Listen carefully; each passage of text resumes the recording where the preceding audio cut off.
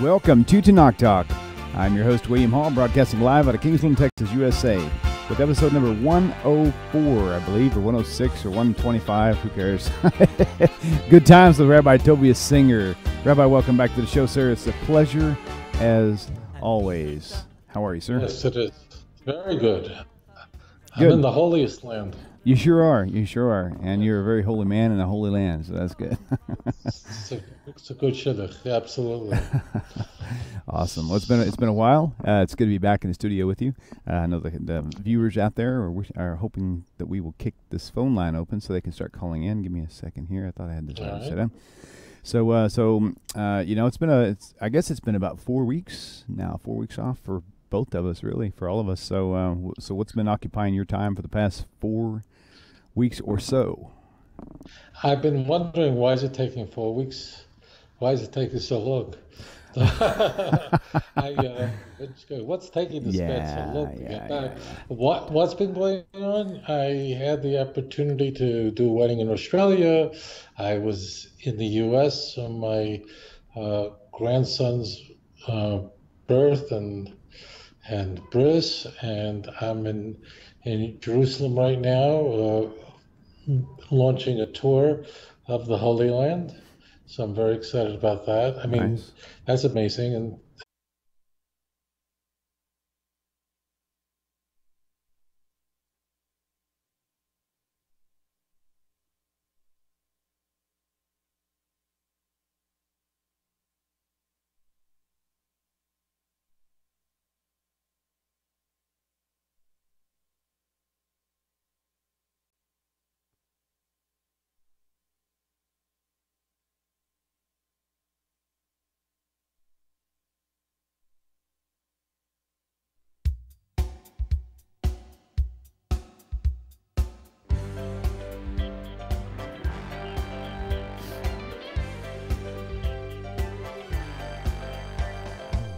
Welcome to Tanakh Talk.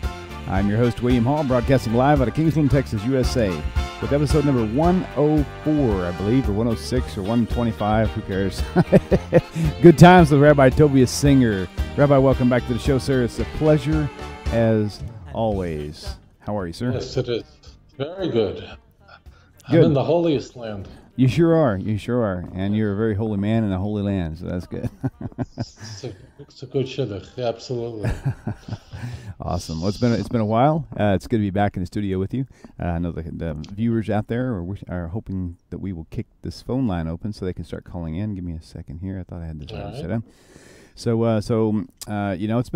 I guess it's been about 4 weeks now. 4 weeks off for both of us, really, for all of us. So what's been occupying your time for the past 4 weeks or so? I've been wondering, why is it taking 4 weeks? Why is it taking so long? What's taking this man so long to get back? What's been going on? I had the opportunity to do a wedding in Australia. I was in the U.S. on my grandson's birth and bris, and I'm in Jerusalem right now, launching a tour of the Holy Land. So I'm very excited about that. I mean, Nice. That's amazing, and getting to see my grandchildren here in the Holy Land, that's very, very special. It's like this place really spins at a very high level, and very, very intense. To imagine reading scripture and then walking where the prophets preached. Mm-hmm. That's very, very exciting. Yeah, it's very Yeah, intense for absolutely. sure. Absolutely. Mhm. Well, I know it's been, for sure, it's been busy on my end. What's taken me so long is we've had, fell a little bit behind in work, and so I had to play a little catch up. Had a couple jobs that literally had me sleeping away from home for 3 or 4 days at a time. Mm. And it was very, very tiring, but that job has officially been closed, and I'm hoping that this week will begin our every other week cycle again. So for a while. And some more good news, Rabbi, Yes. and to the viewers out there, at least it's the beginning of some really cool news, is my wife and I. You're pregnant? Now, how did you know? The mass showing really, is it that noticeable? I mean, A little bit. I didn't want to say, but I was a bit told. Yeah, I'm expecting actually a building. We actually went and picked out a building for the studio. I was going to try to build it, which I could do, but if you calculate all the lost time from work that I'd be taking off to actually build this building, whatever it be, 2 or 3 weeks or whatever, that lost income plus the amount of money that I would pay for that, it's almost close enough to justify saying, the heck with that, we'll buy a building. You pay payments on it. It's like it's sad though, because you buy a $10,000 building and it winds up costing you $22,000 if you pay it out. But hey, you know what? The payments are low enough where they're manageable, and donations are just enough to probably pay for that in the internet. So we're going to go that route. I'm going to start working on it as soon as it gets here in about 3 or 4 weeks. Start putting wiring and electrical and insulation and sheetrock and all this other stuff, and hopefully we'll be in the studio within the next 3 to 6 months. That'd be nice. We'll see. Brilliant. So Hashem willing. So the ball is officially rolling. So Baruch Hashem, Baruch Hashem. Okay, yeah. You know what? I said let me log in, and I actually didn't do that. Let me see. I'll do that right now. So yeah, there's been a lot of. I saw a video you would just love to see. It was a mechanical voice, I guess, to kind of cover the identity of the person recording it. But it was a video recording of the false rabbi, and it had you on there. I couldn't get past the first 60 seconds. They're basically saying all these claims you're making about Christianity and stuff is all false. It's all made up from you and all these other people. And so I had to humor it, so I clicked on it, and I couldn't get past the very first thing they said, and I was like, these people really do not read their Bible at all, because otherwise, if they did, they wouldn't. That video would have never made it to start with. So I just thought it was kind of funny. A lot of other people had some pretty interesting educational comments toward the video producer that I thought was kind of entertaining. So okay, here we go. Shut up, William. I got to get this typed in here. Can't multitask too well, I guess. Let's see if that does it right there. And we are officially signed in. Phone lines are open, and I hope they come to the right channel. That would be nice if they do. And 855-952-4253.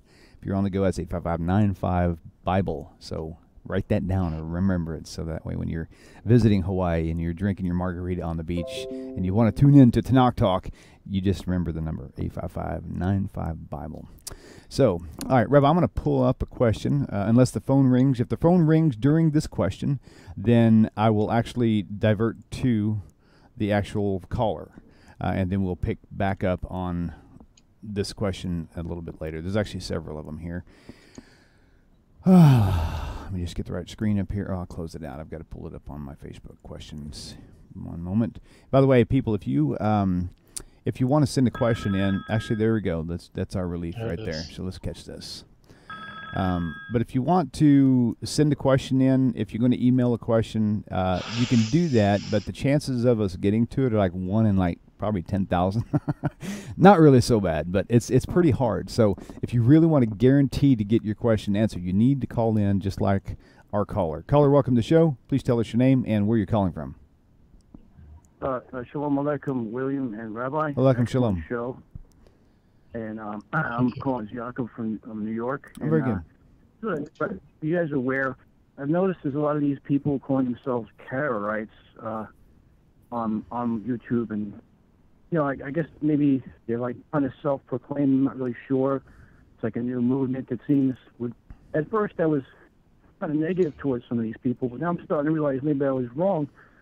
They're not doing avodah zarah, worshiping idols or anything, and they're a little confused, but they're kind of on the right track with certain things, but they kind of go off on anti-Mishnah, anti-Gemara, Talmud, shtick they do. But they're kind of like Ben Noach in a sense, but I guess they reject everything the rabbis say. That's they go into that. Are you guys aware of that? It's like seems like it's getting popular now. I think it's a good thing. So you're saying that that being a Karaite is becoming more popular? Is that what you're saying? It seems that way. It seems like a lot of people proclaiming themselves as Karaites. Right. They're not really aware of the history and, how the Rambam considers them Zadukim, Sadducees, they're kind of heretical, but in a sense they're kind of getting their foot in the door in the right direction. Not Messianics. They're they're trying to read the Tanakh in their way.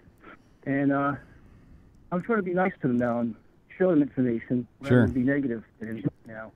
And I don't want to, be rude or condescending to any of them. And it seems like maybe it's a sign of Mashiach, like they're rejecting the New Testament, of course, and reading Tanakh. I mean, what's your guys' take on that? I'll hang up and listen to it because I'm on a cell phone. Oh, sure. No problem at all. Hey, that sounds great. Thanks for the question. Excellent show and good luck. Hey, William. Yes. We built a small, we're contractors here, and we built a small, really nice office out of a sea container.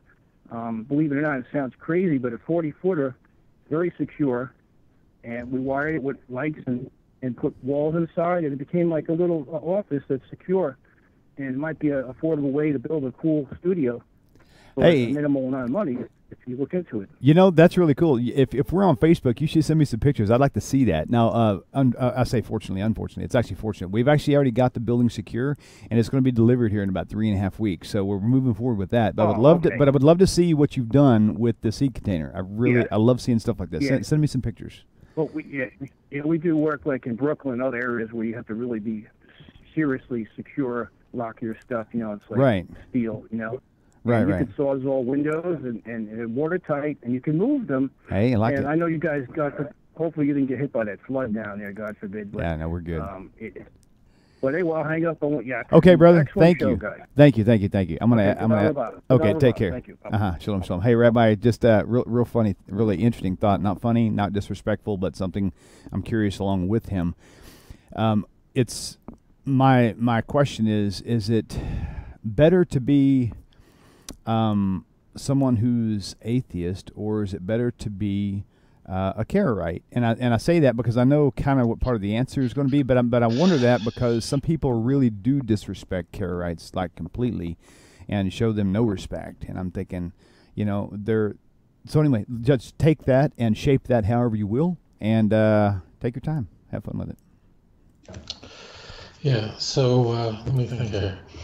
The Karaite movement, there's no way to do a thing where is one worse or better than another. You can't mix apples and oranges. The Karaite movement began essentially in the early Middle Ages by a man named Anan ben David, and it began with like anything, with a political fight, disagreement over who should be the Reish Galusa. And the Reish Galusa means who should be the exilarch. And you're going, well, what is that? Well, as it turns out, after the temple was destroyed, there was still a Babylonian leadership. There was still a Jewish leadership among the children of Israel, of those who are descended from the house of David, and there was a disagreement of who should head that. And when the question of who should be the next person in charge was put to the test, the person who thought he should be the next person that was not assigned that sparked a schism among the children of Israel that began essentially in Babylon in the period called the Gaonim. And the period of the Gaonim is a period that's after the Talmud was complete in the 6th century and before the period of the Rishonim, and let's say the 10th century, late 9th century, early 10th century. Now, I'm not a spokesperson for the Karaites, but the Karaites, the authentic, when I say authentic, it means people who sort of trace themselves back to that movement, assert that there is no oral interpretation of the Torah, there's no oral law, and that all there is to the Torah is what is written, or the Jewish scriptures. Traditional Judaism, they would call us for Rabbinite or Rabbinic Judaism. Christians would call me, because I'm an Orthodox Jew, that. It's probably not meant as a flattering statement, but we'd call traditional Judaism. The Torah was given to Moses, of blessed memory, and it was accompanied by an oral tradition. And you go, well, what does that mean? So, for example, the Torah says, the Torah gives us headlines. Torah indicates that you can't kill an animal in any way you please, but rather, Deuteronomy chapter 12, verse 21 conveys that you must slaughter the animal in the manner that I have shown you. Well, as it turns out, if you take a Tanakh and you shake it all you want, you'll find nowhere where this information is conveyed in how you're supposed to slaughter an animal. So we have the headline in the written Torah, and the oral Torah gives us the details of how it's supposed to be done. It's through a process of shechita. There's there are all kinds of laws of how an animal is properly slaughtered. How do you remove the blood? The Torah says you're not allowed to consume blood. What does that mean? What is the proper way to take out blood? You can't take out every drop of blood. That's not possible. So you have to take out enough blood where you're allowed to consume it. How do you do that? The Torah says you're not allowed to eat fat. What fat is it referring to? It certainly can't mean all kinds of fat. So the Torah gives us the headlines, but the oral Torah tells us how to apply this. In Leviticus chapter 16, we are told, and other places, that on, let's say, Yom Kippur, the Day of Atonement, the day, the Sabbath of Sabbath, Shabbos, Shabbosim, that it says you should afflict your soul. And incidentally, the Torah says if you don't afflict your soul on Yom Kippur, then a person will be cut off. It's spiritually a capital offense. Now, the question obviously has to be raised is how exactly do you afflict your soul? So, as it turns out, the Torah never says, there is no way where the Torah indicates how you should do this. Now, it is inconceivable. One may say, if someone denies the oral Torah, like the Sadducees, some people assign the Sadducee movement, really called the Tzedukim, also sparked by a personal political vendetta. It's always this politics of who's going to be the head, and it's this personal vendetta that sparks these schisms.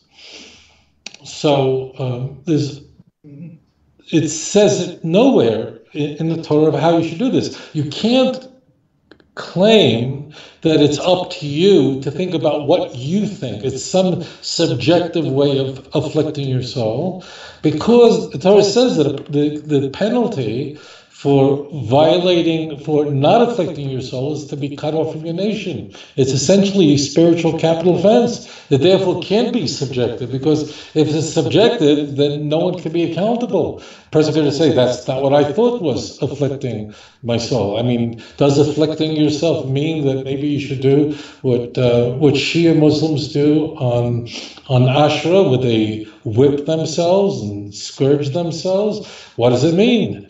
The Torah tells us on the Sabbath day, you cannot do any kind of work. That's a capital offense if you violate Shabbos. The Torah really gives us almost no information on what does malacha. This is a very unique Hebrew word. What does that entail? What is work? Because if you ask a physicist what work is, so you could just pick up a fork and knife, and that does require work. But as it turns out, that's not a violation of Shabbos. But what is work? You could pick up a chair on your back and carry it around your house.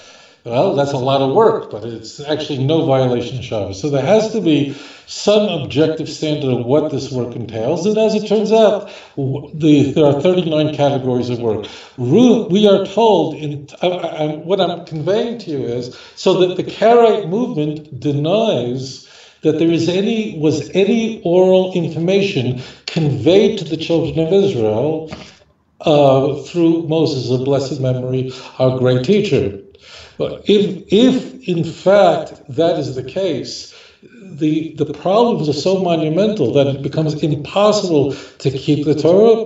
Christians don't understand this, and former Christians don't get this, because if you never try to keep the Torah, then you'll go, well, you don't need an oral law, it's all there. That's because you never tried to. In fact, the Karaites had to put together their own tradition, because it became impossible for Karaites to actually carry out the Torah. Karaites are certainly not Christians by any means. Karaite comes from the word kra, which means scripture alone. Rejecting the oral Torah from the Karaites' position is very important, because it means denying the authority of the sages who convey the oral Torah. So there is often, when there are schisms, when there's a personal vendetta against the leaders of the Jewish people, we'll call them rabbis. It's not a biblical term, Tanakh term, but we'll use it because it's conventional. If you want to say that I'm against the leaders of the Jewish people because I hate their guts, the one thing you'd want to say is God would never endow them to orally convey over spiritual, eternal oracles. But what the Karaites would have to do is, for instance, what do? Well, traditional Karaites, meaning people who trace themselves back to Babylonian Jews or Jews from Egypt or Turkey, have their own method of slaughtering an animal. And in fact, a traditional Karaite, not those who are like website Karaites, I'm talking about Karaites who they actually have their own method of slaughtering an animal. It's similar to a traditional Jewish method, but in fact, a traditional Karaite would not eat kosher food slaughtered by me, because they have their own method. So they had to develop their own oral law, and they would refer to it as a tradition. The Karaites run into monumental problems. How the Torah tells us clearly that there are certain peoples that cannot convert to Judaism, cannot join the children of Israel, namely Moabites, for example. A Moabite can never join the Jewish people. Now, we don't know who the Moabites are today. I'm not going to go into the history of why there was a mass world homogenization, but we'll assign it to the Assyrian Empire some 2,700 years ago, their policy of conquering nations and then transferring populations. That's how the 10 tribes got lost. That's how the Samaritans entered Israel. But the key point is that at the time previous to Isaiah, you had the northern kingdom.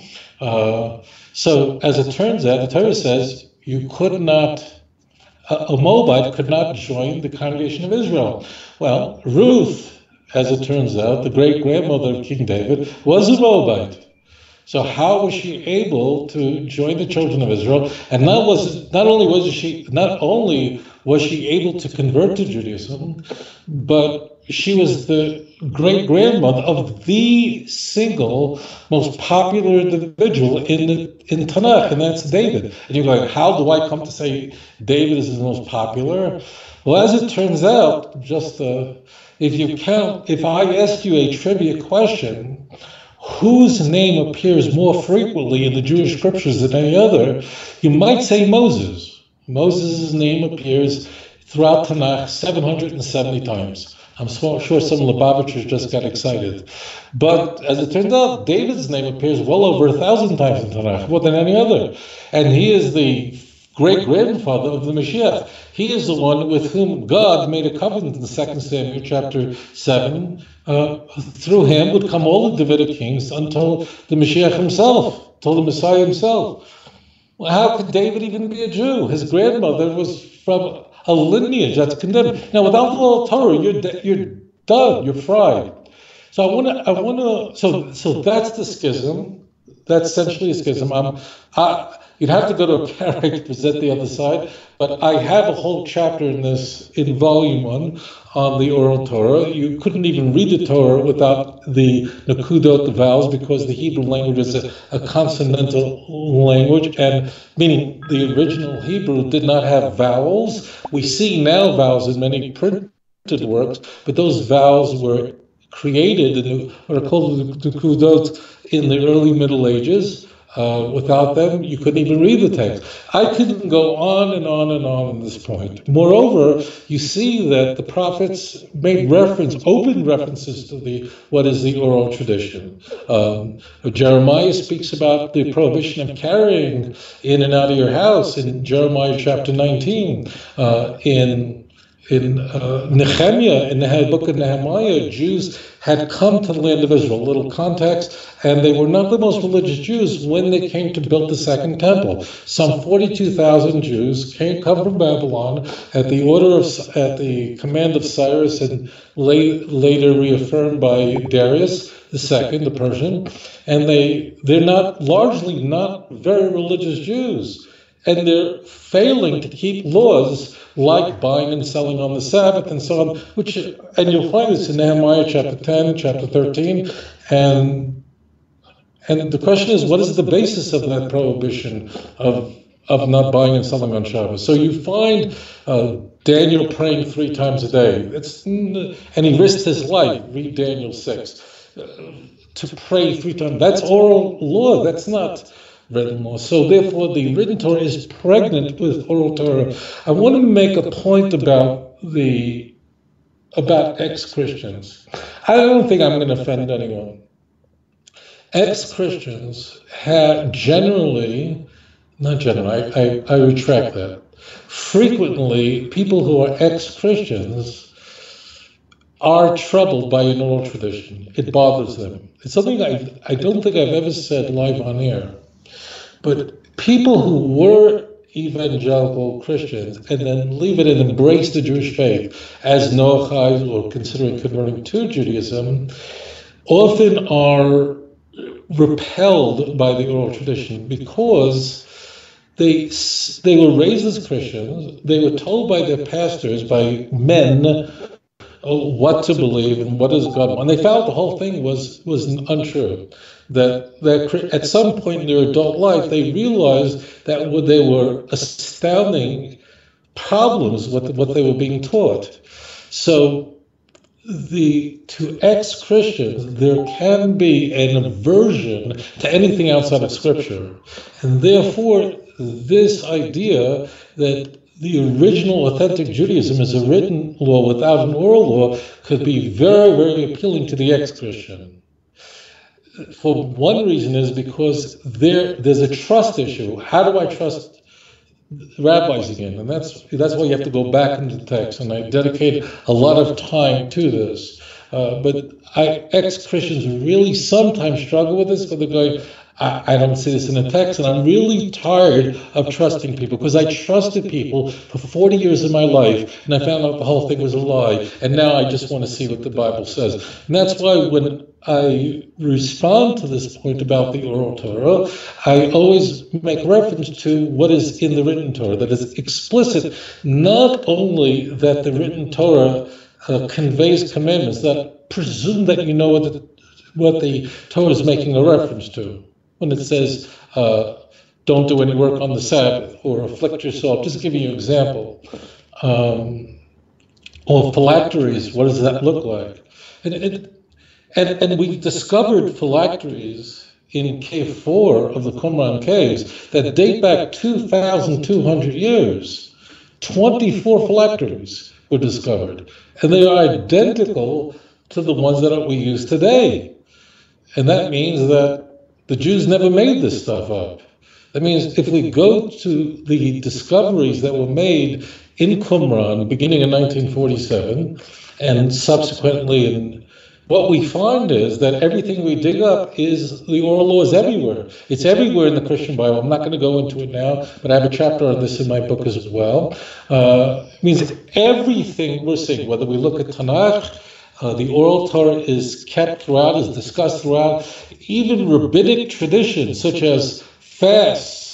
A fast, let's take fast. You find it in Zechariah chapter 8, verse 15. Where does it talk about fasting in the 5 books of Moses? But we're told in Zechariah chapter 8 that in the Messianic age, the fast days, including Yom Kippur, which will be the fast of the 7th month, will be turned into days of joy. What is Zechariah presupposing? That you understand. Zechariah is presupposing that you know there's a fast on Yom Kippur. Well, where is that in the 5 books of Moses? And you see the exact same thing in Isaiah 58. I'll never forget this. I was speaking to a Christian, not a Karaite, a Christian missionary, and he said, well, the reason we fast on Yom Kippur is nothing to do with the oral Torah. It's in the written. It says it openly in the book of Isaiah, chapter 58. There's a reference there that on the Sabbath of Sabbaths, that this is a reference to the Jews fasting. Huh? Now, in the context in Isaiah 58 is that Isaiah is being called to make his voice like a trumpet to criticize the children of Israel because they were keeping these fasts, they were doing these things, but there wasn't the social justice, the balance wasn't there. But so Isaiah makes reference to fasting on Yom Kippur. So this Christian said to me, there's our source for it. So I asked him, tell me something. Isaiah lived roughly 600 years after the Torah was given at Mount Sinai.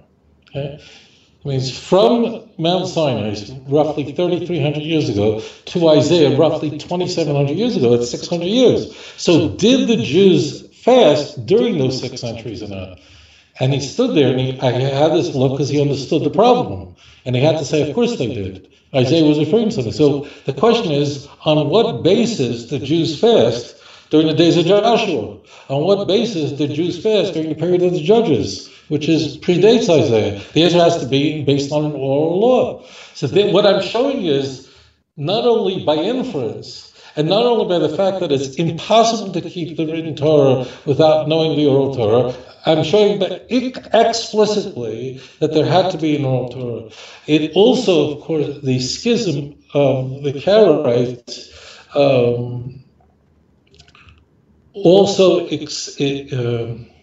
the schism of the Karaites demonstrates what happens when there's a personal fight and how dangerous it can be.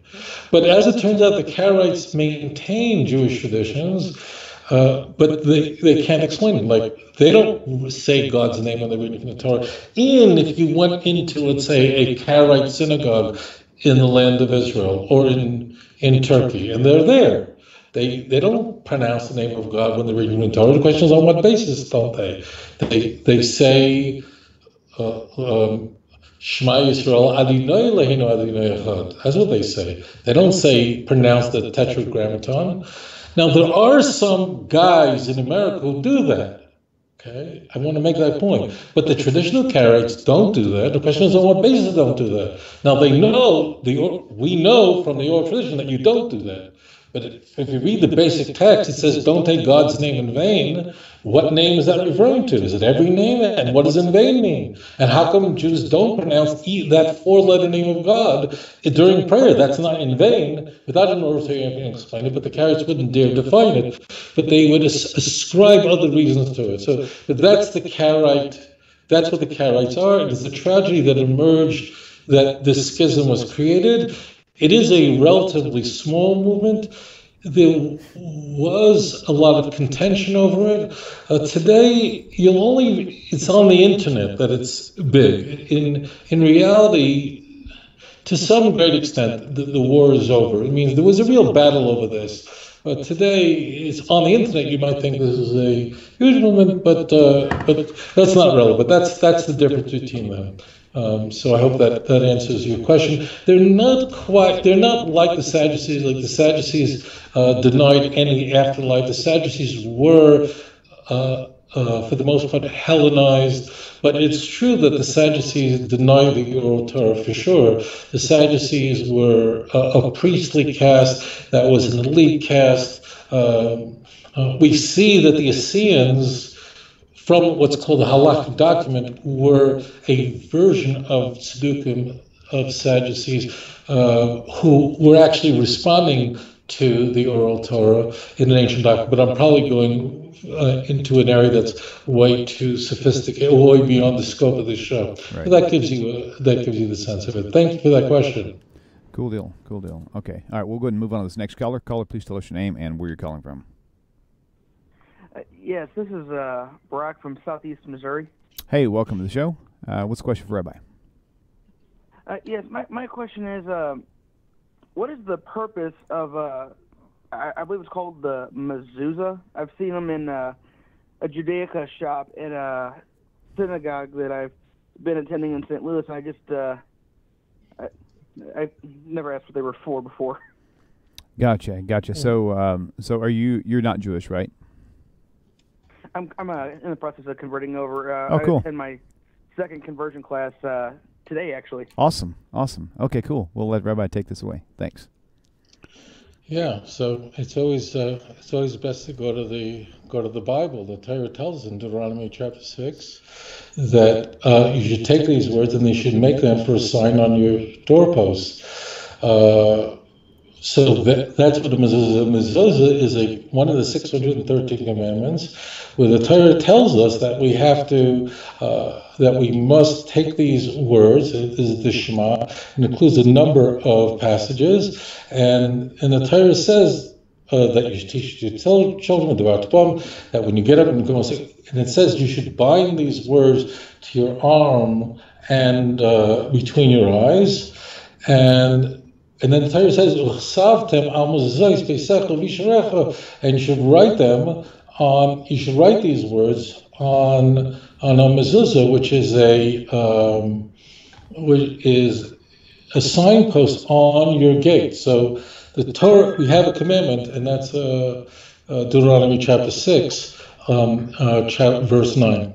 So the answer is the mezuzah is a commandment to inscribe the central creeds of the Jewish people on our doorposts as we're going in our house. That means it should always be in the forefront of our mind, the commandment to hear as the Lord is a God, the Lord is one, that we are to submit to the one God and no other God, and the Almighty is the one who took us out of Egypt. So the Almighty, blessed be his holy name, didn't just create us, but he was the God of history who's in our lives and we're always aware of it. And traditionally, not only Jews, of course, put the mezuzahs on their doorposts, but we do affectionately, this is a custom, we actually will frequently kiss it as we walk in and out, constantly keeping our mind in the forefront of our mind, and kissing it is a demonstration of affection for these sacred words. But it's a mitzvah, one of the 613 commandments in the Torah. Wonderful. That's about as clear cut as you can get. All right, well, let's move on to the next caller. Caller, please tell us your name and where you're calling from.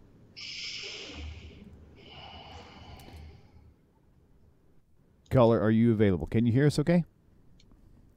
Hello? Yep, there you go. You are live on the air. Please tell us your name and where you're calling from.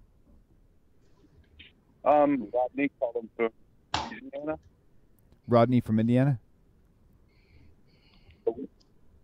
It's coming through a little garbled a little bit. I don't know if you're on speakerphone or maybe in a bad signal spot, but go ahead. Rodney from Louisiana. Rodney from Louisiana. Yeah, that's much better. Thank you. What's the question for Rabbi? Yeah, I have a question.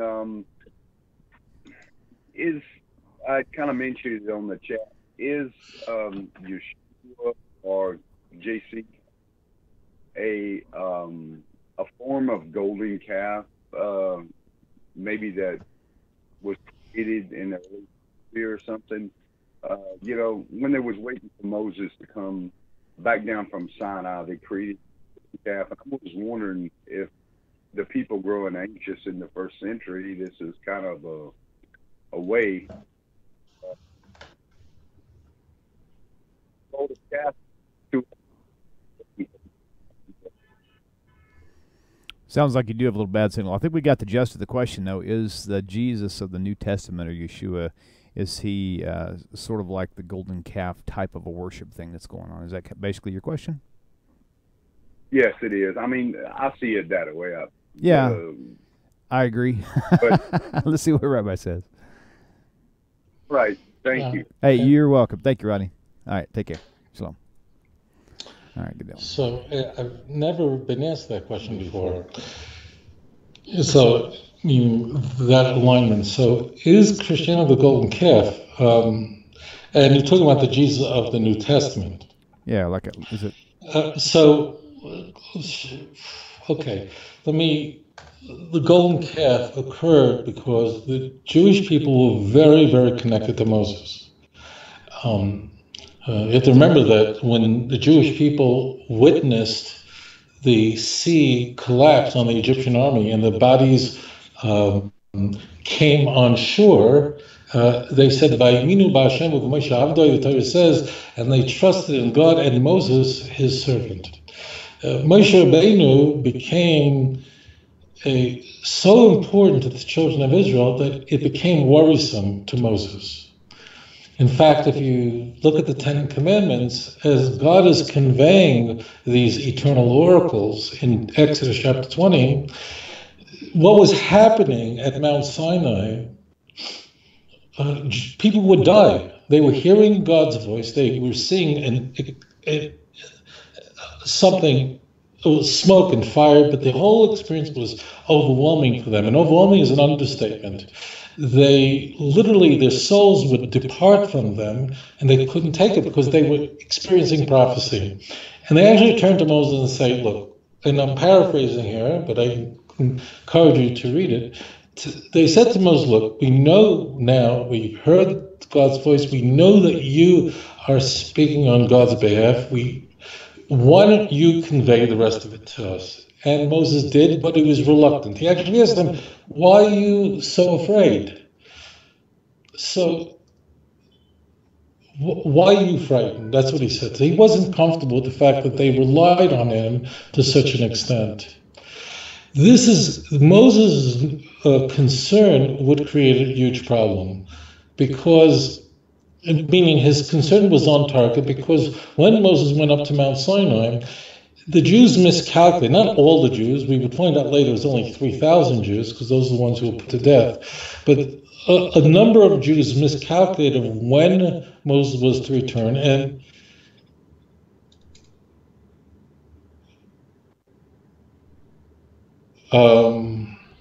just one moment, I apologize. Are you having trouble hearing me? You know what? I am getting some feedback that it sounds real echoey, and it might be because you're in that room with a different microphone, just a bare room like that. Can you all right. It could be.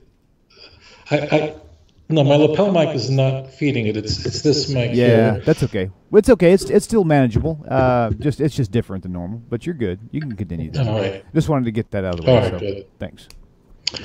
All right. So what ultimately happened was the Jewish people built the golden calf and it turned to an enormous catastrophe. The golden calf essentially was there to replace Moses, whom they thought died. Okay? But now there were among the Jews, I apologize for giving a complicated answer because the question is fusing things together. There was a mixed multitude among the children of Israel that said, this is your God who took you out of Egypt. And it's clear because they're saying this is your God rather than this is our God. So now when it comes to, let's go to Jesus. Now how does this connect? This doesn't really connect at all to Jesus. The Jesus of the New Testament is a developing Jesus. You have different Christologies of who exactly Jesus was in the Christian Bible. How you can have an adoptionist version of Jesus, that Jesus was an ordinary person, not born of a virgin, nothing unusual about his birth, nothing worthy of mention about how he was conceived, and that would be Mark's understanding of Jesus, and that would what we call an adoptionist Christology. We're therefore introduced in the book of Mark following the incipit as an adult, where he is informed by a voice from heaven that you are my son. On this day I've begotten you. So Jesus discovers that he's chosen by God at his baptism. So that's one Christology. So when you say, what is the New Testament Jesus? It's not the same, because Christianity is developing very rapidly. We have the last gospel, and that's the Gospel of John. So if you date Mark to, let's say, 70, and John, let's say, to 95, the Christology of John would be an incarnation Christology, much more, I want to say, improved Jesus, a much more divine version of Jesus. He's not divine in the book of John. I mean, he is not the same as God created the heavens and the earth, but he is already something that was created, he wasn't just, being born a virgin wasn't good enough for John, it's not mentioned in John, but rather he was created somewhere in the distant past, this Logos, which you find in the prologue.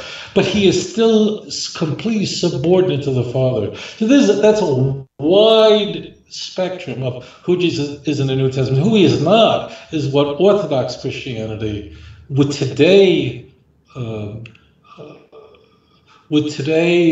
present Jesus as. Now, I'm using the word Orthodox in quotation marks because those who were Ebionites, those who rejected the teachings of the doctrine of the Trinity, also considered themselves Orthodox. And when I say the word Orthodox, I'm talking about the people who eventually won out. So today's Christianity is full-blown idolatry, meaning that almost all Christians, not all, but almost all Christians are either Trinitarians or they embrace some form of modalism, which means that the God, the Father, and the Son are just the same thing without a distinction of persons. But the key point is that Jesus is fully co-equal with the Father in some way or another, based on a formula that would emerge out of the Council of Nicaea and develop further what we would call the Nicene Creed. Now, you won't find the Nicene Creed anywhere in the Christian Bible because they didn't think about it yet. So it's hard to answer the question, the Jesus of the New Testament. Is it Paul's idea of who Jesus was? Is it Mark's, whoever wrote the book of Mark, is it his idea? But it is clearly in the Christian Bible, no matter which gospel you're looking at, Jesus emerging as something that has nothing to do with the concept of the Messiah in Tanakh, and something that's emerging as a son of God, but not a son of God in a traditional Jewish sense, rather in a Greek sense, which means, in essence, Mark will make a big deal about this, in essence being a representative of God and a divine representation of God. In Romans chapter 1, Paul will convey very sharply, that's an early doctrine in the Gospels, that Jesus became the Son of God at his crucifixion and resurrection. So the key is that, yes, Christianity in the first century is shooting towards Athens rather than Jerusalem. The earlier Christians, who no doubt rejected all this stuff, their Christology is not, they lose.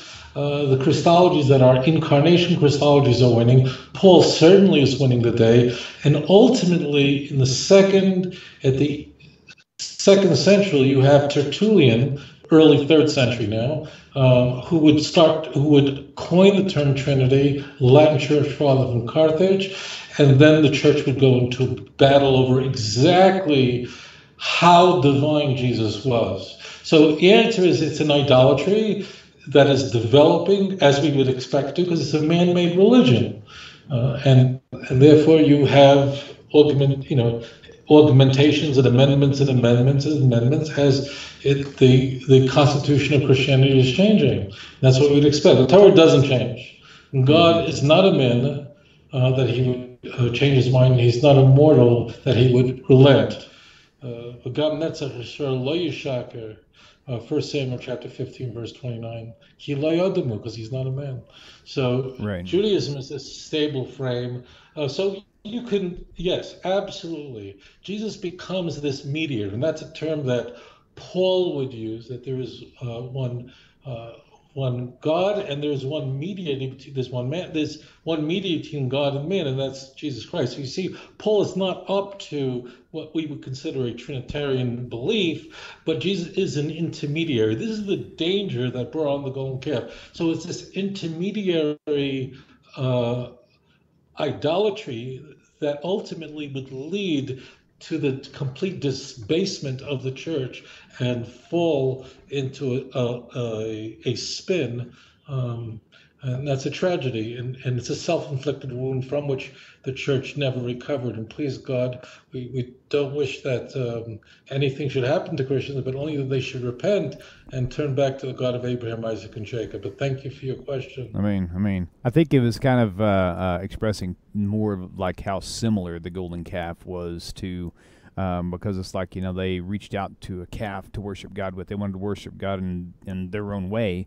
And that's what Christianity is doing. So the similarities are very striking. But yeah, I see what you mean. Okay, Good deal. All right. Oh, man, we had a caller, and they hung up. Okay, caller, here's the deal. When you call in, you need to be prepared to wait. So when you call in, you'll hear Rabbi talking, and it could take 5 minutes. It might take 25 minutes. So just call in, be patient, and then we'll get to your question. We're going to move forward to another question now. I'm going to put the phone lines back up on screen again. If the phone rings, then we'll take the caller. Otherwise, we'll just kind of read off what I've got here on. Let's see if I can find it here. I wasn't prepared because usually get so many calls. All right, so there it is right there. Okay, so I'm going to go with this. So there's one that's kind of long. I'm going to go with the simpler one for now. Are the biblical magi, the three wise men, mentioned anywhere in the Hebrew Scriptures? Is that concept anyway connected to Judaism? No. Next question. No, I'm just kidding.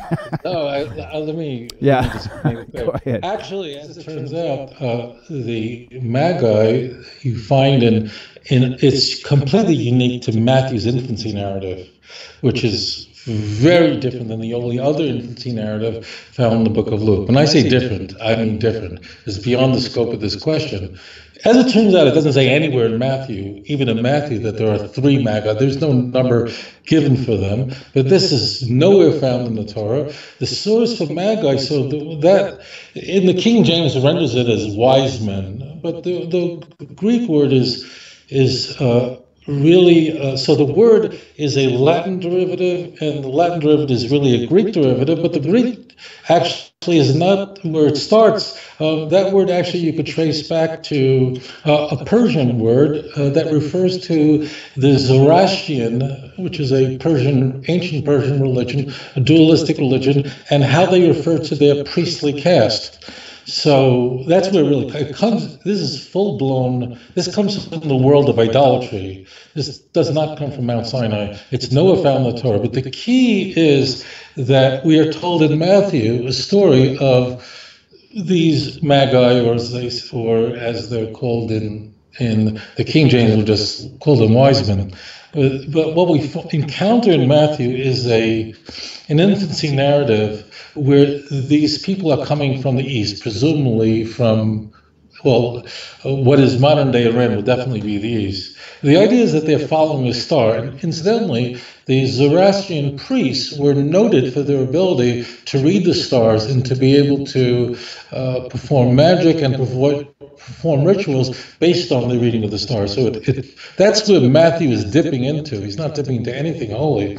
And the key, the rub of these individuals is they're not Jewish. And they're following a star that's apparently moving slow enough for them to follow.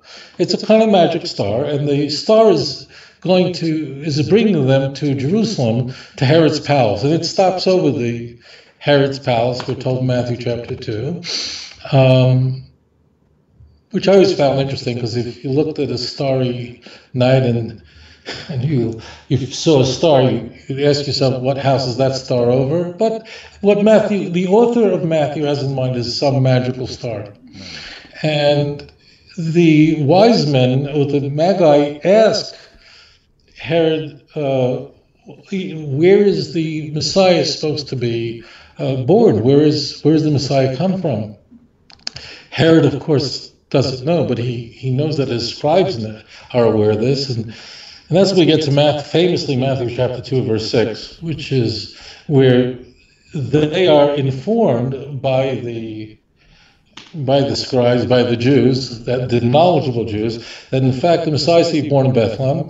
And a passage from Micah 5:1 and the Christian Bible 5:2 is quoted. And I use the word quoted in quotation marks, italicized with neon lights, because the text has been shattered, been ripped to pieces. Matthew misquotes, as he does in all of his fulfillment of citations, the original passage, and he shaves off the end of the verse. It's beyond the scope of this show to go into that. It's a different show on a different question, but the key is the text was molested. There's no other way to describe it. But the key is that Matthew wants to have Jesus born in Bethlehem. And the reason for it is not because it says that in Micah.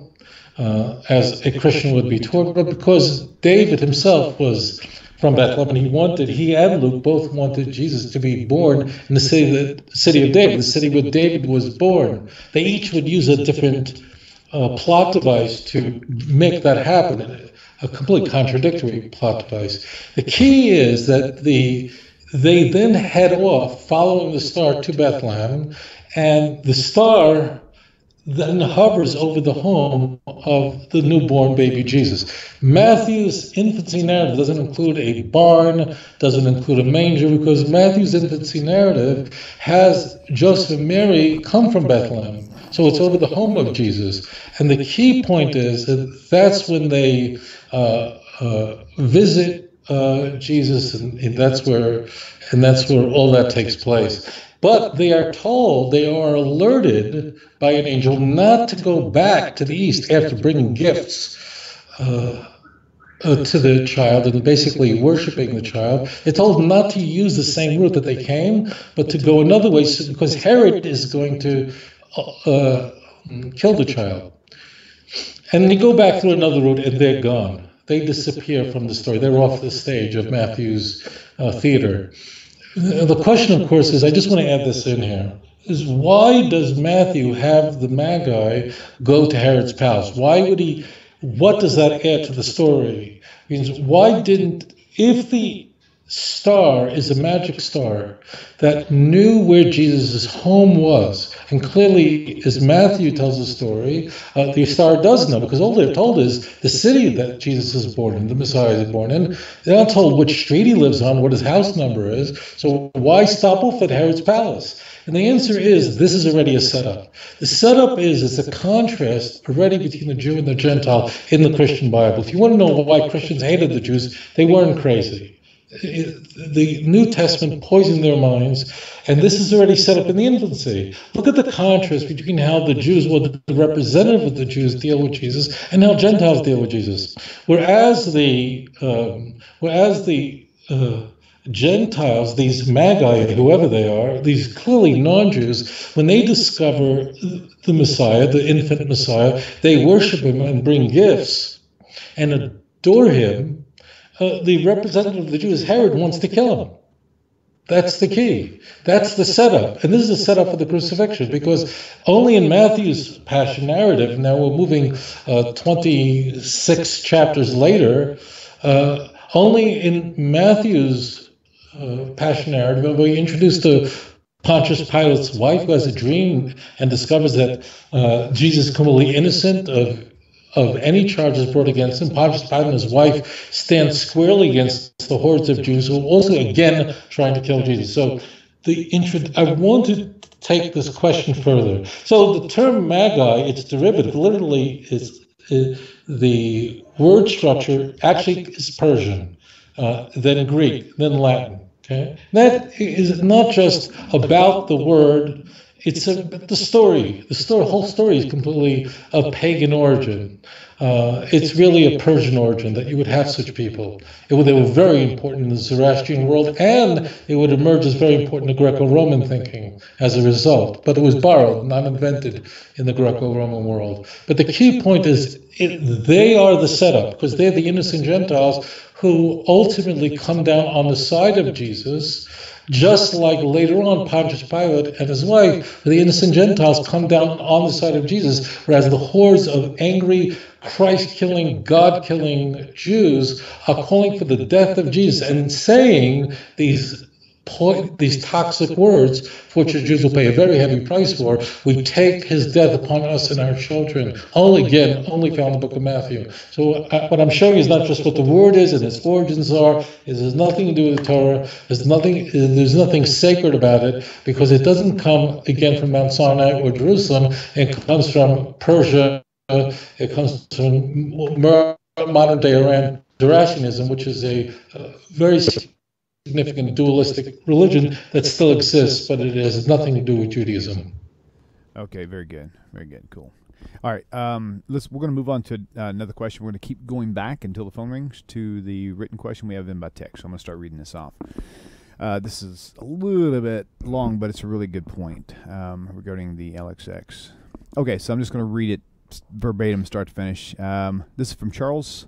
From Houston.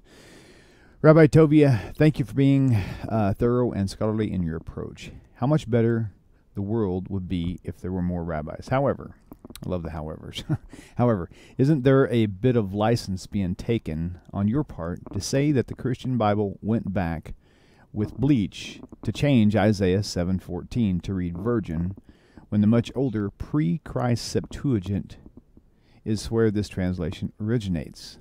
In case readers are not aware, the LXX Septuagint is widely regarded as the oldest and most accurate translation of Tanakh by objective scholars, especially since the revelation of the Qumran scrolls support the LXX against the much newer Masoretic text. In fact, the Jewish historian Josephus joins all other historians in declaring that King Ptolemy gathered 6 Torah scholars from each of the 12 tribes, 72 in all, hence the name LXX, and separated them into private rooms for the purpose of individually translating Torah into Greek, and that the miraculous result being that each translation was exactly the same. This indeed is a verifiable miracle of the power of Hashem to protect and preserve the accuracy of his sacred instructions, Torah. And in that translation, Isaiah 7:14 reads, God himself will give you a sign. Behold, the virgin will conceive and bear a son, and shall call his name Emmanuel, God is with us.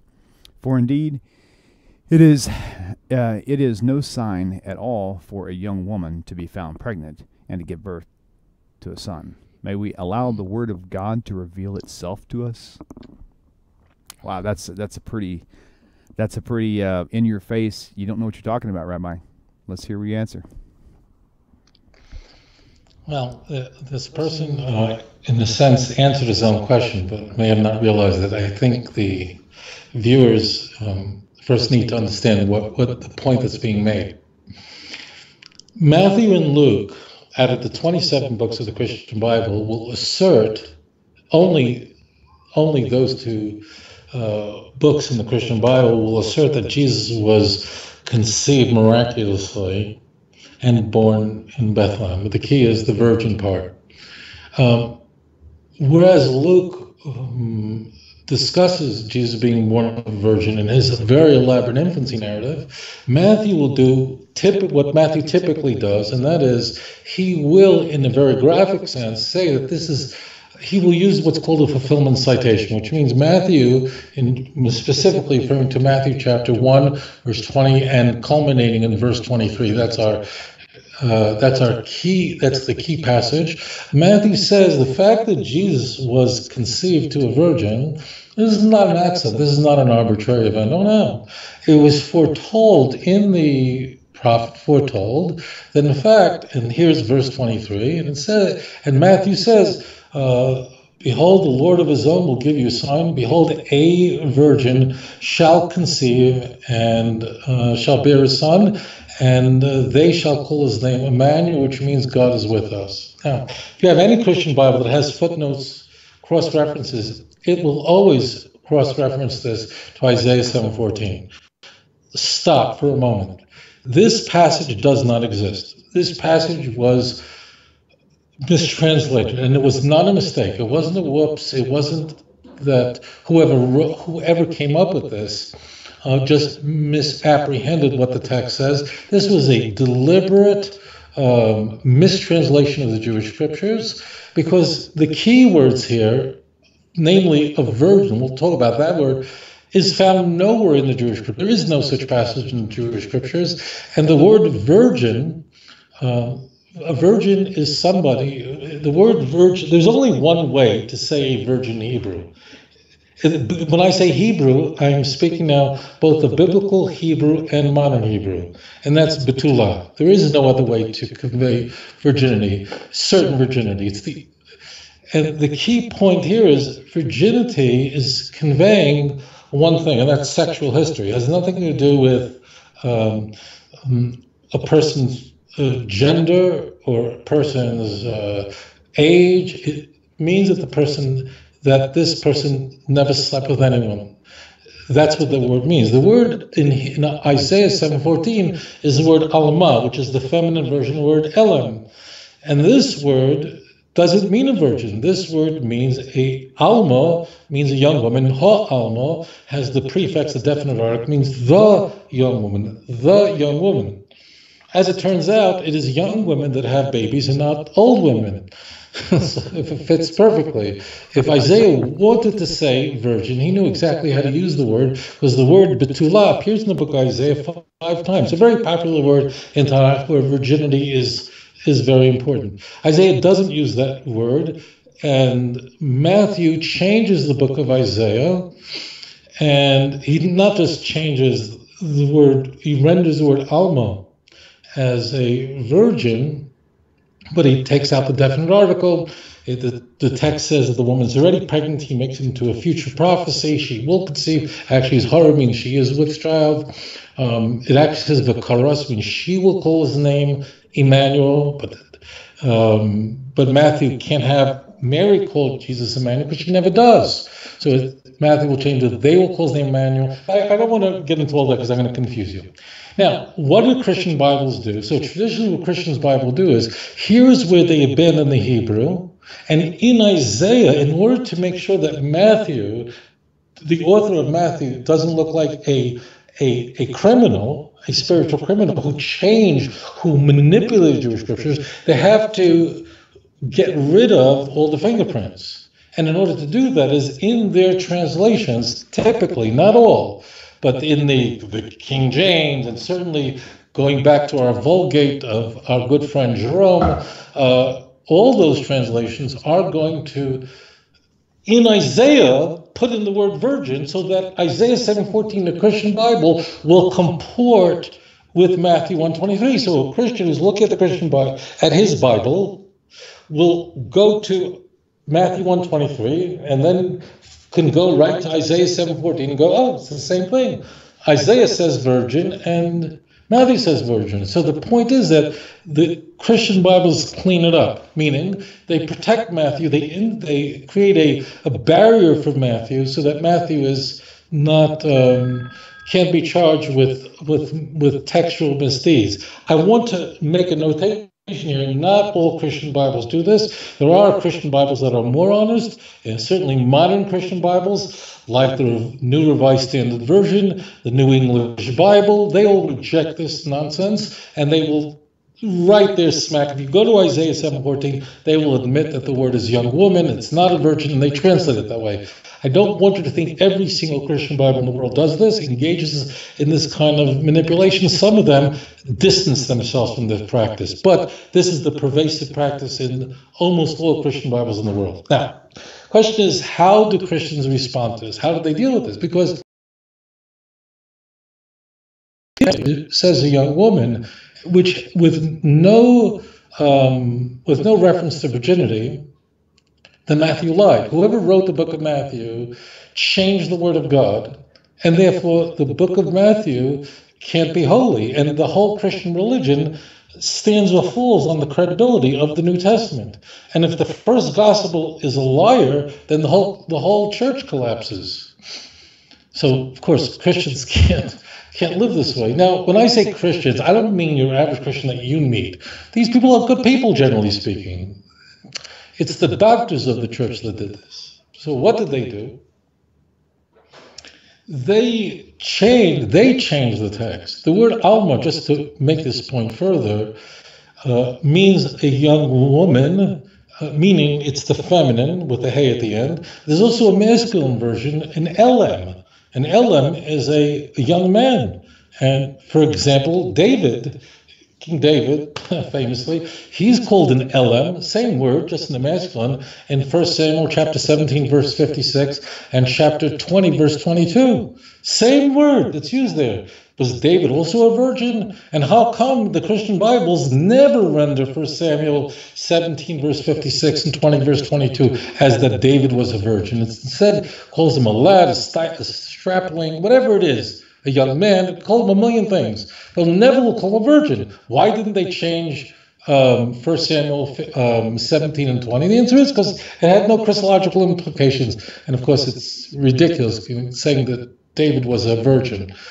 Just to explain this point to you. Okay, now, here's where the next part gets in. That at first sounds like an interesting point. And what the argument Christians will make is the one that you've heard this fellow make. If I didn't give this introduction, you wouldn't understand it. What Christians will say is, well, when was the Jewish Bible first translated into a foreign language? So the answer will say is the Septuagint, or in Hebrew is the Targum Shivim, that was essentially a translation rendered by Jews, learned Jews, some 2,200, let's say 2,300 years ago, where great learned men, according to this tradition that the fellow quoted, they will tell you, translated the Bible into the Greek language. And strangely, if you go to Amazon and you order a Septuagint and you look it up, or it's available online because the copyright's over, it will say in Isaiah 7:14, the Greek word that will be employed there is the word parthenos, which means a virgin. So the argument is, you see that this old translation, which according to Josephus, this is the argument, and to what's called the letter Aristide, but we're not going to get into that, and other sources, was really almost miraculously produced, this translation, and there they're using a word that says virgin, meaning parthenos in Greek. Now, the truth is, I don't want to go off the thing here, but the word parthenos doesn't necessarily mean a virgin in Greek, particularly at that time. You could see Dina's, after she was raped, was called that. But I want to just stay at the point. The point is this whole thing is complete nonsense. First of all, how could any translation, before we even go to the point, how could any translation be superior to the original? That's nonsense. That means, how could any person say that a translation is superior to an original language? If you're a lawyer, you know what the law of best evidence means. You learned that in your first year of law school. The law of best evidence is really simple. And that is that the original contract, the original document, has to be superior to any translation that's presented to a court. And the court will throw out any translation. If the original text was written in English and someone brings in a Spanish translation that differs from the original, they say the Chinese translation is irrelevant. Well, what does translations are? Who cares what a translation says? If the Hebrew is the word of God, then the Hebrew is the word of God. It doesn't make a difference if they put in there, if an orangutan, it doesn't make a difference. But the real stupidity is the fact. Excuse me, I didn't mean to call this individual stupid.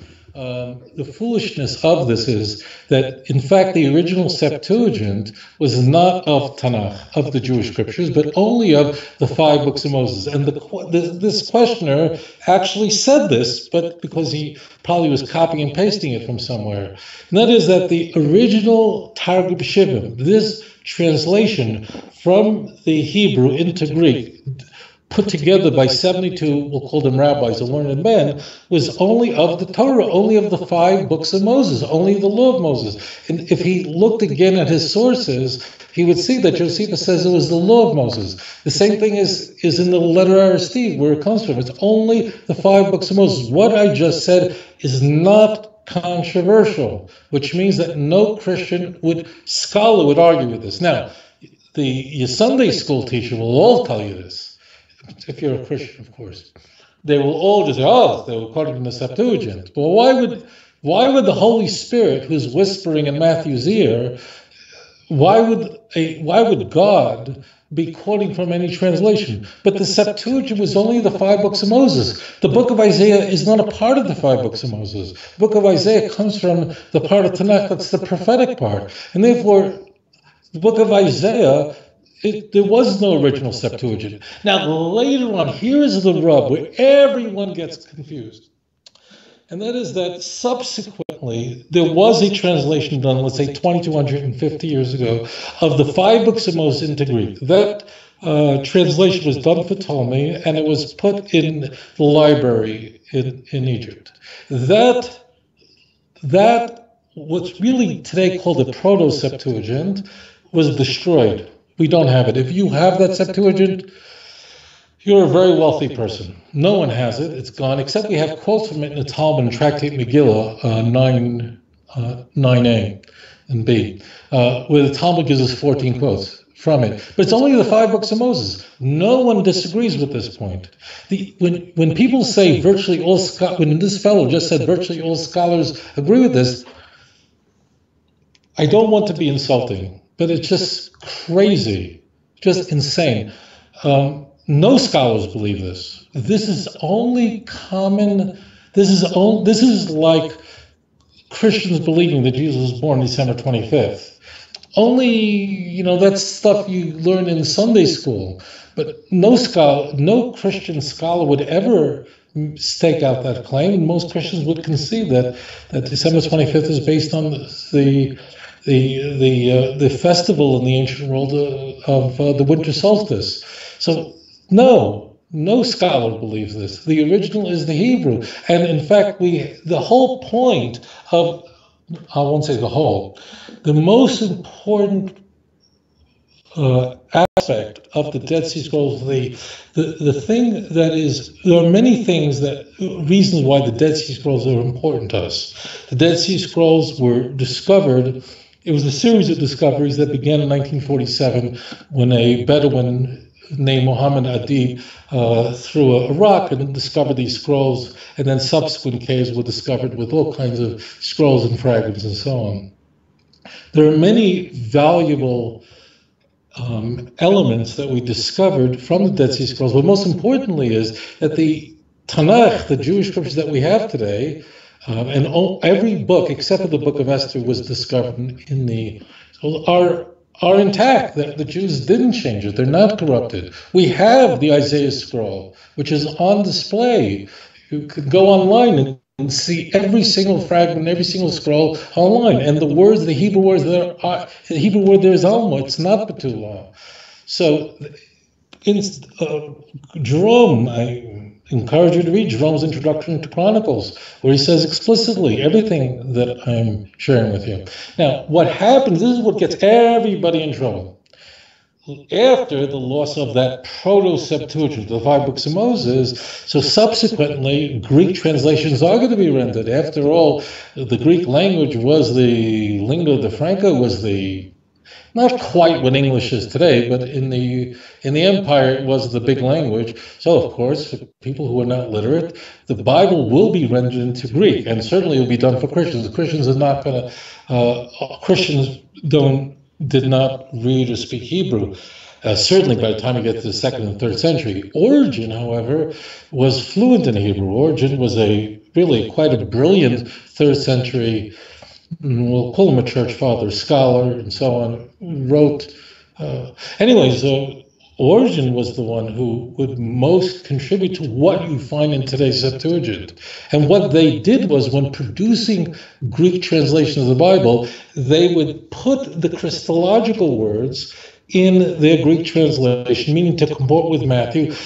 And therefore, in the Isaiah 7:14 of the Greek translations, that's not from what those learned rabbis did, because rabbis never translated Isaiah. They only translated Genesis through Deuteronomy. These subsequent Greek translations, they put in all these Christologies to make sure that Matthew is covered. But here is the problem. The problem is they didn't call it Origen's translation. They didn't call it, this is the translation of Lucerne. They didn't do that. They said this is a Septuagint. They used that original term. So the term became genericized. Every subsequent translation was called the Septuagint, and given the inscription LXX, which is 70, meaning referring to the 70 or 72 rabbis that originally translated. So all the Greek translations that would follow were given this name. And the term became, every Greek translation was called the Septuagint. Now, but the Septuagint that we have in our hands today is a Christian product. Everything I'm telling you, you will find in any introduction to a Septuagint you buy from any bookstore. Nothing I've sent to you is controversial. It is controversial in a Christian high school. It is shocking to kids because they're not taught this. But every Christian scholar, real Christian scholar, knows what I'm saying. And every introduction to any Septuagint you buy on Amazon will say this in the introduction. There's nothing I'm saying that's like Singer somehow invented this to make Christianity look bad. But translations can't be better, no matter who translates. You have the original. The original says Alma, it doesn't say Besula.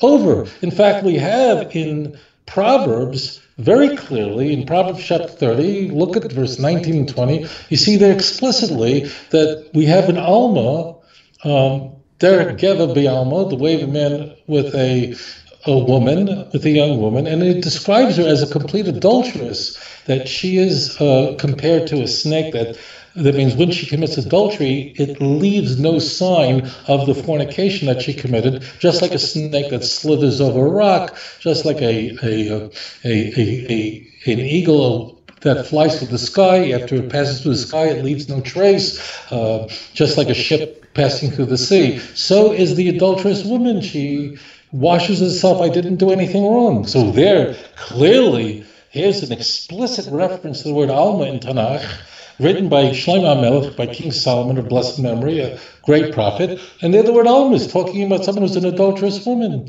So therefore this is complete nonsense, and the only credible text is the original text, the Hebrew. Now what he does is he again slips in again. I don't think this person is insincere. In fact, I'm sure he's not. This is routinely taught this way. When he says that all scholars know this, no, not at all. The original Hebrew is what's important, not translation. One other point he mentioned I want to toss out the window. He said, what kind of sign would there be if it was a young woman who conceived and had a child? Because the text says, behold, the Lord himself will give you sign. Behold, the young woman is with the child. Now, his argument is, if it's just a young woman who gets pregnant and has a child, so that's natural. It happens 5,000 times every minute. There's no miracle there. What's the sign? There's no miracle. But if it's a virgin who conceives, that's a sign. Because after all, what virgins don't conceive? So again, this is a tremendous mistake. Twofold mistake. Mistake is that the conception of the child is not the sign. The sign is rather the maturity of the child. If you continue, which, sorry, if you hate my guts, what are you going to jump out the window? If you continue reading Isaiah 7:14, but then go to verse 15, 16, he says, before the child will be eating cream and honey, when he knows to reject good and bad, for before this happens, these two kings will be destroyed. The sign is the maturity of the child, not the conception of the child. So, therefore, two, a sign is not necessarily miraculous. It can be. A sign, however, must be something, think for a moment, a sign must be something that you can see. A sign is always something to see. You have a stop sign, nothing miraculous about it, but it's a sign you can see. We find in the Torah, the rainbow is a sign for a covenant that God made that will never bring another flood. There's nothing miraculous about a rainbow. Water particles in the atmosphere, light passes through it, and they become like a prism, break into colors. What's the miracle? None, but it's certainly visible. So sign is not necessarily miraculous. It can be, but surely doesn't. Sign doesn't mean just something you could see. And think for a moment, how could a virgin conception, no doubt, virgins conceiving, although there's something called parthenogenesis, but we'll just toss it out the window. Let's just say that virgins conceiving children would be a miracle. Let's just say that and just throw all this, ignore any scientific. Let's just say that. You can't see it. Stop for a moment. I want to repeat that. If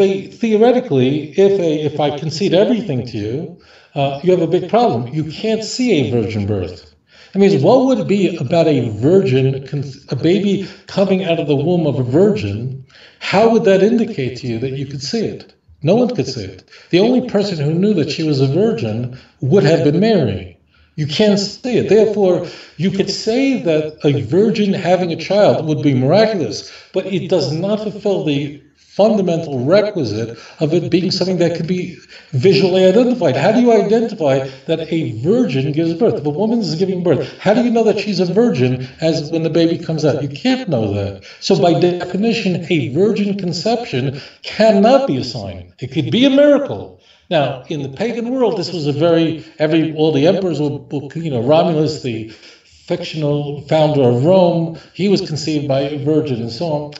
Well, I don't want to get into that right now. The key point is number one is the sign is not the conception, the sign is the maturity of the child. Number two is a virgin conception would not be a sign. You can't see it. How do you see a virgin conceived? You can see a rainbow, as an example, Genesis 8. But you cannot see a virgin birth. Who saw it? So what? What would you see? So therefore, it doesn't fulfill. So the answer is all nonsense. The Hebrew is the original, and the Greek is not the original. As it turns out, I show in my book in volume 1 that even of the 5 books of Moses, what in today's Septuagint is not the original from the original Septuagint. I demonstrate because only the quotes in the Talmud, only 2 of them are extant in today's Septuagint. There's actually a variety of sources for the Septuagint of today, but it should not be called a Septuagint. And that term, calling today's Greek translation a Septuagint, is what fools everybody, because they think there's only one Greek translation, and that's the Septuagint done 2,250 years ago, and this is complete nonsense. And then you have to ask the question, I would pose this to any thinking Christian. You must think about this for a moment. You have been taught to believe, and if I'm wrong, then I don't know what universe you come from. You've been taught to believe the book of Matthew is a holy book, divinely inspired, and whoever wrote it, or no, you've been taught that Matthew, a disciple, wrote it. That Matthew didn't write it from his own head, but the Holy Spirit inspired him to write it. Well, why would the Holy Spirit be going to a Greek translation? Why, if Matthew was a prophet and a disciple of Jesus, and he received the oracles of his book that makes up his 28-chapter book, came from God, why would God go, hold on a moment, I forgot Hebrew, I haven't written a book in 500 years, let me look it up. That's crazy. It means, why would God go, let me check, can I just check there's a translation, I want to, and one more point, I don't know, I think I ever made this. I want to say this to evangelicals, I want you to listen to me very carefully. If I asked you, why don't you believe that the Book of Mormon is the Word of God? There are many reasons that you will offer of why you reject the Book of Mormon, but one of them, not the foremost reason, but one of them is that the Book of Mormon verbatim quotes, 19th century book, is quoting the King James Version, and specifically in the Jacobean English, meaning going back to the earlier English of the 16th century, of the 17th century. And multiple chapters, straight King James in the Book of Mormon. And you evangelical Christians correctly and rightfully mock Mormonism for this and say, what kind of idiot would believe that the angel Moroni would convey to Joseph Smith somewhere in the United States the Jewish Bible in the King James? Why would an angel be speaking in the King James using a Jacobean English? Why? How's that possible? That's obviously nonsense. Obviously, Joseph, this whole thing is nonsense. So you're smart. I don't mean this in a way that is derisive. I'm sorry if it sounds that way. Obviously, I care about you, and that's why I express this. So you know that this makes no sense, that an angel Moroni would quote more than 20 chapters in the book of Isaiah alone, word for word, in the Book of Mormon, and you therefore know that the Book of Mormon can't be from an angel, because why would an angel from God be quoting a King James Version? And this is, this, you've been taught this. No, why, and that's right, you're right on the money. No angel of God would be speaking would be quoting a King James. Well, if you are able to use that kind of critical thinking and apply it to your rejection of Mormonism, please consider applying that same great thinking to the Septuagint. Why would God be quoting from a Greek translation? That's nonsense. God would be quoting from the Jewish scriptures, as he does in the prophets, quoting from the Torah directly, not from some Assyrian or God knows whatever translation. So that's all nonsensical. So it doesn't say it. The Septuagint is only the 5 books of Moses. The sign is something you could see. It's not the conception of the child, and therefore, and more. No scholars believe this. Yes, the kid growing up in Alabama believes this. They're told this. The Septuagint is never mentioned in the Christian Bible. Matthew never says that this is a quote from the Septuagint. There's no source for this in the Christian Bible. This is But Christians will have to come up with this response, because if Matthew mischaracterized what Isaiah conveyed, which he did, that means that the book of Matthew is a book that is completely corrupt, and then the whole credibility of the church collapses along with the book of Matthew. And this is the only way to rescue the book of Matthew was by creating a fictitious translation of the book of Matthew, or a corrupt translation of the book of Matthew. An original has to be superior to a translation by any means. But thank you for that question. Right, wonderful. That is such that's probably one of the greatest topics, I think, of the entire Christian Bible, is that whole Isaiah 7:14 thing, because there's so many variances of things that they have overlooked. And just really are totally unclear on. So that's really cool. Okay, so we're going to take, before we take this next caller, it would do me well for my own benefit, so I don't forget.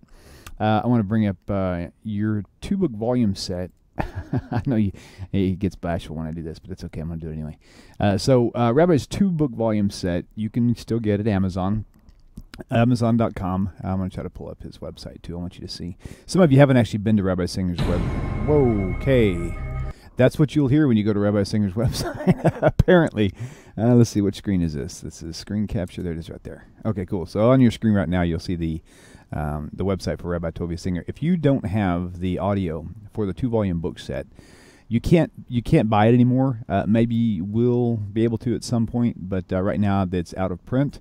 But the 24 CD set that goes so well with these books, you can find the actual audio files free on his website by going right here where it says free audio. Click on free audio. And as soon as this thing responds, you can go down and you can see, let's see, well, this thing won't scroll for some reason. Here we go. There it goes. Okay, so like right here, you can see all these titles here. What are we doing wrong and they're doing right? All these titles you're going to find in the 2-book volume set. Okay, and so what you do is when you're reading your book, you go to whatever volume you're in, whatever chapter you're in, look for the corresponding titles, and you want to listen to these audio files along with the book. That's not a reading of the book. It's actually an explanation of what's written in the book, so you're getting double the information. If you haven't done this before, you're really, really missing out. It's like watching a 3D movie with, one eye closed and no 3D glasses. That's the best way I can actually express it. So, outreachjudaism.org, and then also his other website, toviasinger.tv. It's really, really awesomely laid out. You can see all of his public speaking arrangements, radio shows, small clips that he's created from our shows. And if you're wondering what song he plays at the end of his little modules, you're going to have to send Rabbi. You have to ask that question to Rabbi because he's got the available link on that. So my intro and exit music is always the same. So I get messages from time to time asking what song is played at the end of, which is Odonolam, excuse me. And you can probably let everybody know where they can find that or how they can get a copy of it. But yeah, this is it. This are 2 great websites for sure. And again, you can find the books and CDs. There's also DVDs of his lectures. There's 2-part DVD. There's DVD of the fascinating facts hidden in the Book of Chronicles. Lots of other good stuff there. You want to go to the website or go to Amazon and search these things out. So, okay, Rabbi, this will be our last question for the day. So, caller, please tell us your name and where you're calling from. Yeah, this is Rodney from Louisiana again. Yes, sir. I don't mean to call you a second time. Oh, that's okay. Go ahead. You got another question for Rabbi? Yeah, it's on conversion. Okay. I'll leave it simple on conversion. Is reform or conservative an option? I don't agree with all their doctrines that they put forth. I'm more along the lines of reform. Not reform, Orthodox. Their belief seems to be more in line with what I'm reading and what I believe.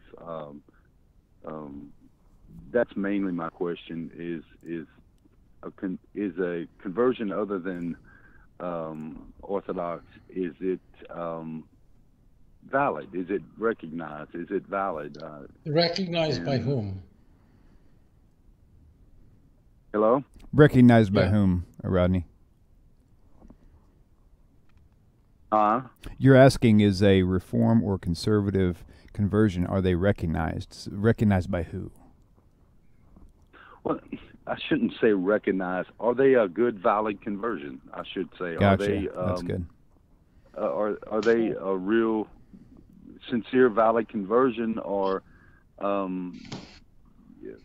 it's more spiritually I'm seeking than it is anything else? And I've looked into Rodney, that's good. You explained it well. He's got your question. Thank you so much for calling back and answering the good question you bring up. All right, my friend. Shalom, shalom. Take care. All right, Rabbi, take it away. All right, so let me explain what happens when someone converts to Judaism. They are going through the process that people who are born Jewish went through at Mount Sinai. In essence, when the children of Israel were at Mount Sinai, they recited the words, Na'aseh v'nishma, that we will do and we will listen to the Torah, they will follow the Torah. That means it's called Kabbalas Torah. We accept the Torah at Mount Sinai and to perform it. And therefore, when someone is saying, I wish to be a Jew today, you have to do what we did. Now, there are other parts to it.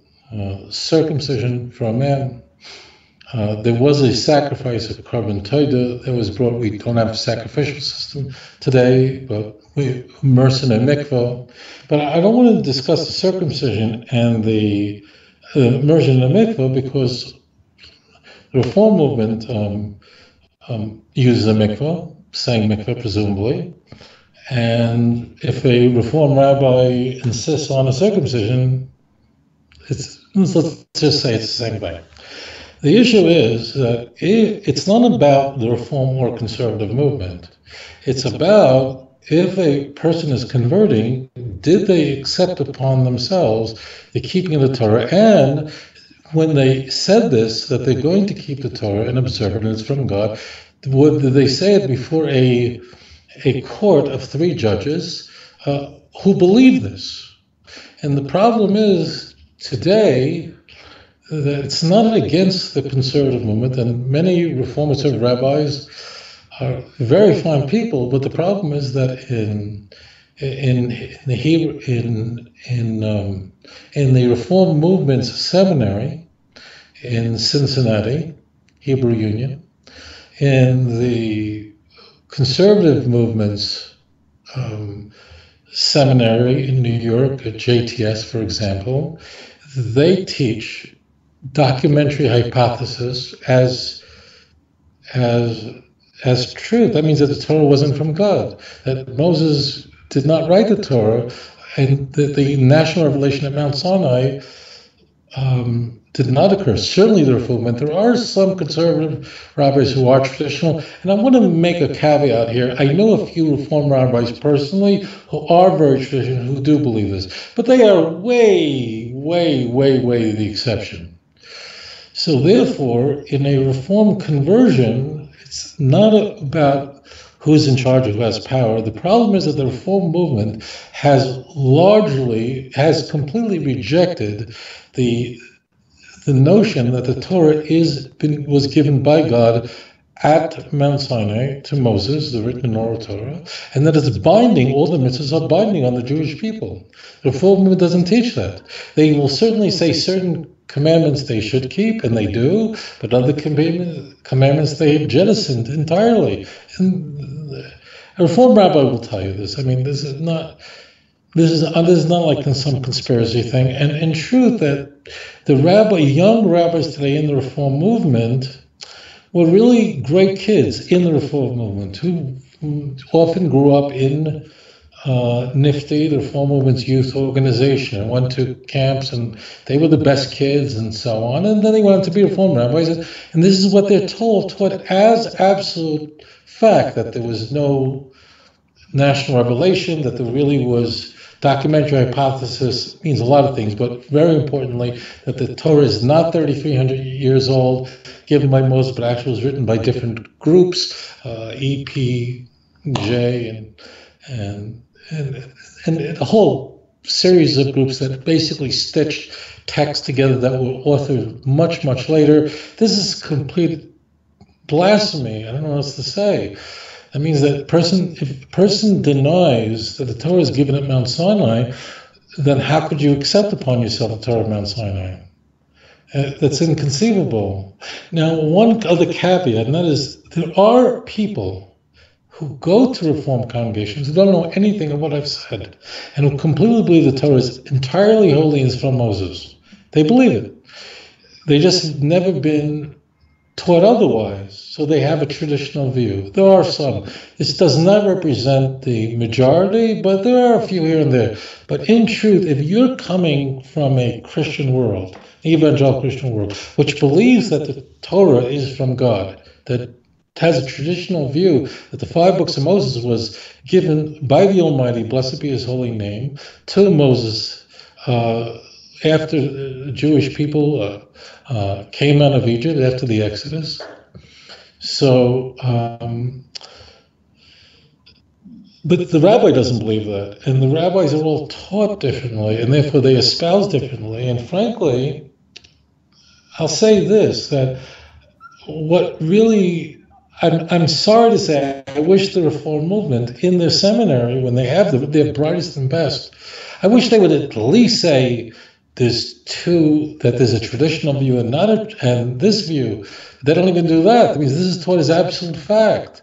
So how could a person convert to Judaism if they reject the most core fundamental belief in Judaism, that is Torah is from God and Moses is the supreme prophet? So it's not a rejection of Reform, that we don't like the word, we're angry at anyone or anything like that. It's just that the Reform movement has jettisoned this fundamental core principle of Judaism, and although it adopts many nice traditions of Judaism, but if it jettisons the fundamental belief that Torah is from God and does not insist that a convert keep the Torah, then the conversion is not a conversion. That's the problem. The term Orthodox is really a rather modern term. Before the Reform movement was created more than 2 centuries ago, that word was Orthodox, which means just the correct opinion, was not created by a Jew, but it was just Judaism. But the Reform movement, as a result, the Enlightenment in Germany made changes, and there was a development, but they ultimately rejected the Torah is a God-given document. They would do this in a series of votes, and today the Reform movement, although the liturgy might be very similar to a traditional synagogue, if you're coming from a Christian background and then evangelical Christian background, and you go and get the viewpoint, hear the viewpoint of the Reform movement of the Torah, you will probably flip out and say, what happened here? And that's unfortunate. So that's why I would recommend, you should have an Orthodox conversion, meaning a conversion where there is a genuine Kabbalah Torah, which means the Torah is from God, it's binding, it's divinely inspired, it's heaven breathed, it's unalterable, it's uncorruptible, and it applies to each and every generation. That's the answer to your question. It's not a personal attack against Reform Jews, certainly, who